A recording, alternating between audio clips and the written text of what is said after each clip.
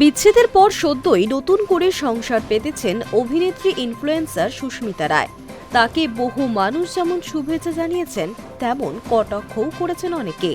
এসবের মাঝেই সোশ্যাল মিডিয়ায় প্রাক্তন স্বামী সব্যসাচী চক্রবর্তীর বিকৃত যৌন ইচ্ছা, শ্বশুরবাড়ির সদস্যদের নিয়ে বিস্ফোরক দাবি করলেন অভিনেত্রী।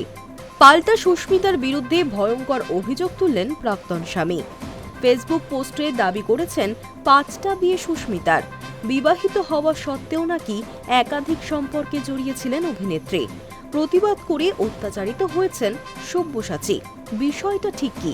বৃহস্পতিবার গভীর রাতে প্রাক্তন স্বামীর সঙ্গে একটি চ্যাটে স্ক্রিনশট শেয়ার করেন সুস্মিতা। সেখানে তাকে হুমকি দেওয়া হয়েছে বলে অভিযোগ অভিনেত্রীর।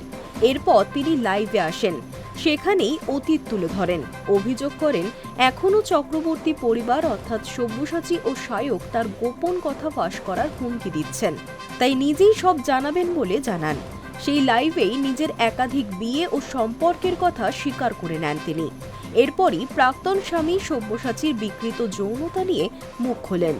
সুস্মিতার দাবি, বিয়ের পরও একাধিক মহিলার সঙ্গে সম্পর্ক ছিল সব্যসাচীর। এখানেই শেষ নয়। সুস্মিতার দাবি, তার সামনেই একাধিক মেয়ের সঙ্গে শারীরিক সম্পর্কে লিপ্ত হয়েছেন সব্যসাচী। স্ত্রীর কাছে তার আবদার থাকত নতুন নতুন মেয়েকে নিয়ে আসতে হবে তার বিছানায়।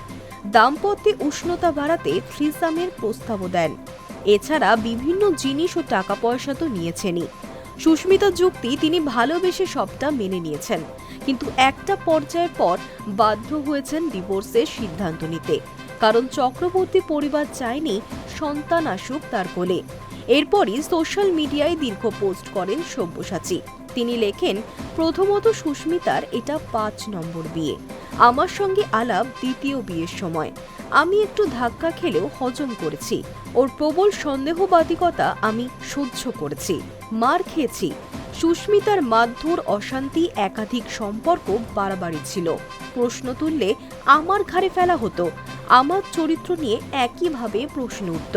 এভাবেই ও বেরিয়ে গিয়েছিল আরেক ব্যবসায়ীর সঙ্গে। একটা ওয়েব সিরিজ করেছিল তার টাকায়।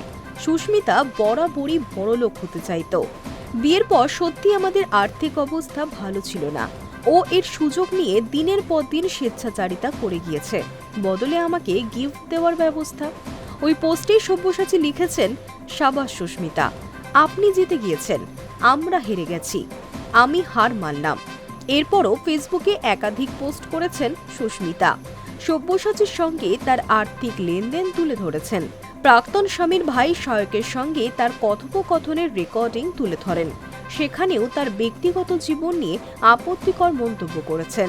শুক্রবার সকালে আরও একটি পোস্ট করেছেন সব্যসাচী। সেখানে তিনি লেখেন, এই নিয়ে আর সোশ্যাল মিডিয়ায় কোনো মন্তব্য করবেন না তিনি। চূড়ান্ত ব্যক্তিগত কথা প্রকাশ্যে আনা তার উচিত হয়নি। Hi news network.